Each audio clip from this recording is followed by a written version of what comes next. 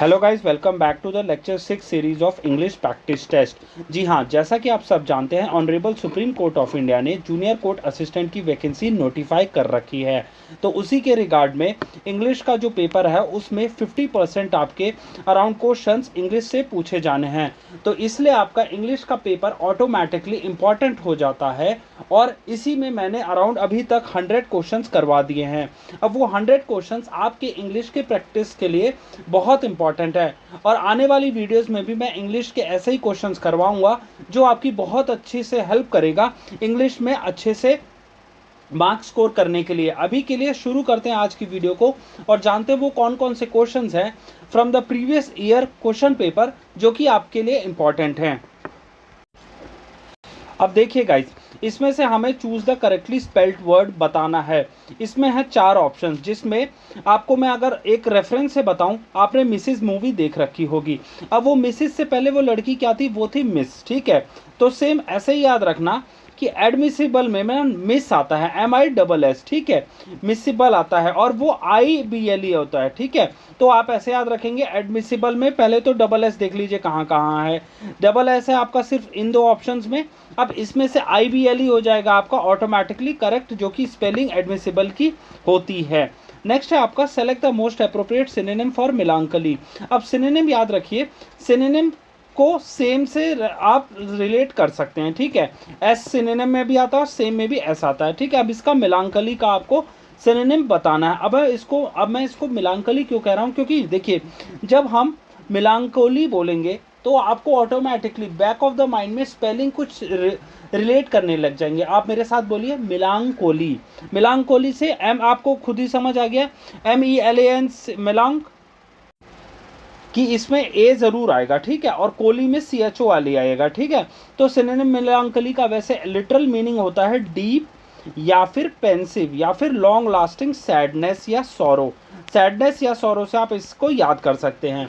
अब कई लोग पूछ रहे हैं कि सर कैसे हम सिनोनिम ज़्यादा से ज़्यादा याद कर सकें। देखिए, इसका यही तरीका है कि आप एक कॉपी बनाइए और उसमें जितने भी डिफ़िकल्ट वर्ड्स लगते हैं आपको लिख लीजिए और बार बार रिवाइज करिए। क्योंकि जितना ज़्यादा रिवाइज करेंगे, आपके नंबर ऑफ वर्ड्स आपने जो याद किए हैं वो आपके माइंड में स्टोर होते जाएंगे और आपका जो वोकैबुलरी का नेट है वो उतना ही बड़ा होता जाएगा for helping you to score good marks, ठीक है। तो अब मेलांकोली का इसमें से क्या होगा, ग्लूमी हो जाएगा करेक्ट आंसर। बाकी सब इसके एंटोनिम है, चीयरफुल, जॉयफुल, लाइवली, ये सब एंटोनिम है मेलांकोली के, ठीक है। Identify the antonym of eminent. अब देखिए, अब ऐसे याद रखिए, एमिनेंट ऐसे याद रखना, एमिनेंट या फिर एमिनेम। ये एमिनेम जो है इंग्लिश रैपर है या सिंगर है, ठीक है। अब एमिनेम काफ़ी ज़्यादा फेमस है, तो फेमस जो है उसको कहा जाएगा, एंड इसका सिमिलर मीनिंग है फेमस का एमिनेंट। अब इसका हमें एंटोनिम बताना है। देखिए, क्वेश्चन यही ध्यान से पढ़ने वाली चीज़ है। पेपर में क्या होता है कि कई लोग मीनिंग तो पता होता है लेकिन पूछा गया होता है सिनोनिम, वो एंटोनिम लिख के आ जाते हैं, और एंटोनिम होता है तो सिनोनिम लिख के आ जाते हैं। इसीलिए हमें हमेशा बचना है और ध्यान से क्वेश्चन को पूछना है कि जैसे एमिनेंट का पता है फेमस पर्सनालिटी होता है, लेकिन हमें इसका एंटोनिम यहाँ पे बताना है, तो होगा ऑब्सक्योर, ठीक है। देखिए, बाकी 3 जो है मोरलेस सिमिलर से हैं, फेमस, रिनाउंड, इलस्ट्रियस। इलस्ट्रियस का मतलब होता है कि काफ़ी ज़्यादा विजिबल, उसको इलस्ट्रियस कहा जाता है। तो उल्टा यहाँ पे सिर्फ ऑब्सक्योर है, वो हो जाएगा करेक्ट ऑप्शन, ठीक है। आप ऑप्शन से भी ऑड वन आउट कर सकते हैं। PQRS की आपकी प्रैक्टिस तब होगी जब आप जितना ज़्यादा न्यूज़पेपर पढ़ेंगे वो ऑटोमेटिकली आपका करेक्ट होता जाएगा। बट इसमें से जो करेक्ट ऑप्शन है वो है आपका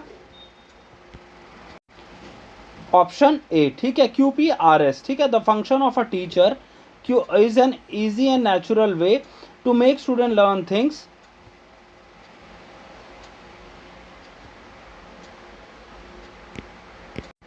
विच they may otherwise find difficult. ये है आपका करेक्ट आंसर।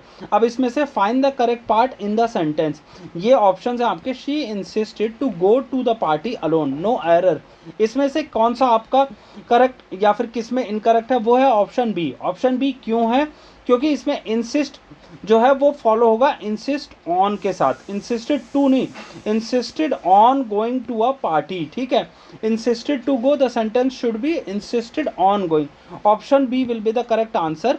याद रखना, अब प्रेपोजिशन इंसिस्टेड के साथ ऑन आता है, इंसिस्टेड ऑन, ठीक है। किसके लिए इंसिस्ट किया, to going to the party alone, ठीक है। अब इसके बाद choose the correct idiom meaning. अब इडियम की मीनिंग बतानी है, throw in the towel.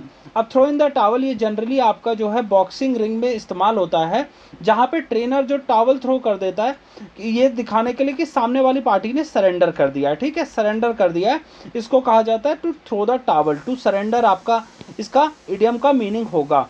He is quite different from his brother. अब देखिए मुझसे खुद से ही ऑटोमेटिकली आंसर निकल गया, क्यों? क्योंकि डिफरेंट फ्रॉम आता है जब हम दो चीज़ों में ए और बी में कंपेयर करते हैं तो डिफरेंट के साथ फ्रॉम आ जाता है, ठीक है।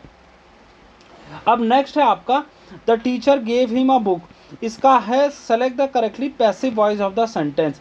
अब ये याद रखना गाइस, जो आपके एक्टिव पैसिव वॉइस वाले होते हैं ना, उसमें आपका सब्जेक्ट जो है ऑब्जेक्ट बन जाता है, ऑब्जेक्ट जो है सब्जेक्ट बन जाता है, ठीक है। अब इसमें क्या होगा कि the teacher gave him a book, a book was. अब देखिए यहाँ गेव है सिंपल प्रेजेंट, तो इसमें सिंपल प्रेजेंट में को हो जाएगा a book was given to him by the teacher. देखिए ये अ बुक आगे आ गया और द टीचर पीछे आ गया, ठीक है। ये वाला हो गया आपका करेक्ट आंसर। नेक्स्ट है आपका choose the correct one word substitution, one who studies rocks and soil. अब देखिए बॉटनिस्ट जो होता है, जो प्लांट्स को स्टडी करता है उसको बॉटनिस्ट कहते हैं। जियोलॉजिस्ट जो होता है जो अर्थ को स्टडी करता है। फिजिसिस्ट जो है जो एनर्जी को स्टडी करता है।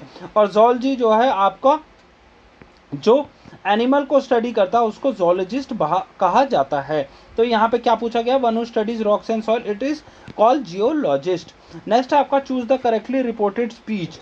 ही said I will go to Delhi tomorrow. जो लोग मेरी वीडियोस रेगुलर बेसिस पे देख रहे हैं उनको इसका आंसर ऑटोमेटिकली पता चल गया होगा कि मैं बार बार एक ही चीज़ बताता हूँ आपको कि जो टुमारो वाला एक्टिव वो डायरेक्ट और इनडायरेक्ट में होता है ना, वो द नेक्स्ट डे में कन्वर्ट हो जाता है। तो सेम वैसे ही आपका यहाँ टुमारो वाला जो है वो चेंज हो जाएगा द नेक्स्ट डे में। He said that he would go to Delhi tomorrow, ये हो जाएगा। अब विल जो है चेंज कर दिया जाता है वुड में, ठीक है। अब इसमें पहले देखिए ही सेड दैट सब में सही है, ही सब में सही है। अब विल जो है वुड में चेंज होता है, इसमें ये आउट हो जाएगा, ये आउट हो जाएगा, ये आउट हो जाएगा, ये ऑप्शन भी करेक्ट आंसर हो जाएगा, ठीक है गाइस। ये हो गया अराउंड 10 क्वेश्चन जो कि आपके इंग्लिश के एग्जाम के पर्सपेक्टिव से for the JCA post is quite important.